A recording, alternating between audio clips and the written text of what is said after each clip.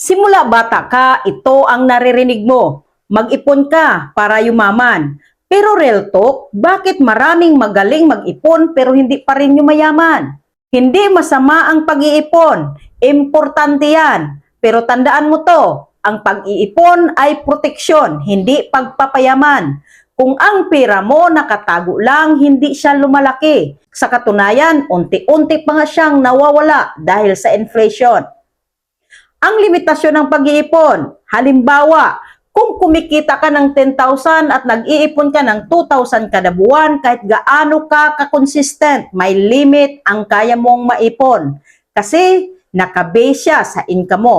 Ibig sabihin, kung hindi lumalaki ang income mo, hindi rin lalaki ang ipon mo. So ano ang kulang? Ito ang kulang sa karamihan. Hindi sapat ang pag-iipon, kailangan mong palaguin ang pera mo. Paano? Magnegosyo, investments, skills na pwede mong pagkakitaan, content creation na may value. Kasi ang totoong mayayaman, hindi lang nag-iipon, nagpapalago sila. So anong koneksyon sa content creator? Kung content creator ka, ito ang malaking realization.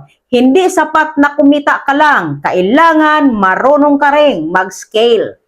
Kung kikita ka sa content pero hindi mo ini-invest sa sarili mo, sa kagamitan, sa skills, sa branding, mananatili ka sa parihong level. Palitan mo ang mindset mo. Hindi lang mag-iipon ako, dapat mag-iipon ako para may ipapalago ako. Kasi ang ipon na walang galaw, natutulog. Pero ang pera na pinapalago, gumagawa ng mas maraming pera.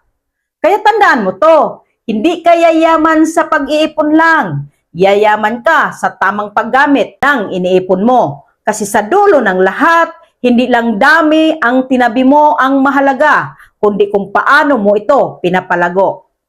May natutunan ka ba? Paki-comment mo and paki-like, follow and share na rin. And see you in the comment section.